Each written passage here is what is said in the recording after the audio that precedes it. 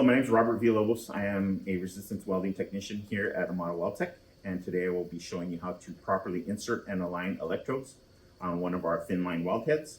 It will be the 84 series weld head that's currently set up for an opposed weld. Now, the benefit of properly aligning your electrodes is repeatability and ultimately a good weld. The opposing side to that is that it can cause issues such as expulsion, improper weld force, improper current flow. It can cause electrode wear and ultimately even expulsion. So for today, we're going to start off with our 84 series weld head. If it's connected to a power supply, you want to make sure that the power supply is in the off position or no weld position. Otherwise, for today's demonstration, we're going to use air to actuate the head up and down, and we'll get started. So the first thing you want to do is when you receive the weld head is align the blocks and the holders visually the best you can. Typically when we ship the unit, they are pretty much in alignment, but it still needs some tweaking. So once you get the blocks and holders in place, you can go ahead and tighten them down slightly, get them in the general vicinity.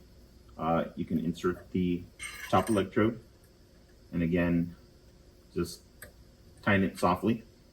Insert the lower electrode, slightly torque it. We'll torque the bolt for the block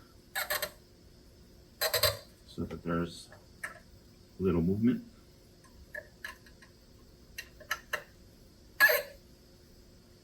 Once you get that in place, the electrodes are installed. You can bring down the top electrode by simply cutting off the air. If you have a foot actuated unit, you can just step on your foot pedal and it'll bring the upper electrode down to the bottom. Visually align the electrode. Once it looks good, looks pretty good there, you can go ahead and torque down the bolts on the head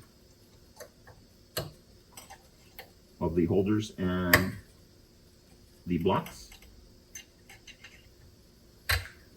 You can then actuate the weld head back up, and you're now ready to weld. Thanks for watching.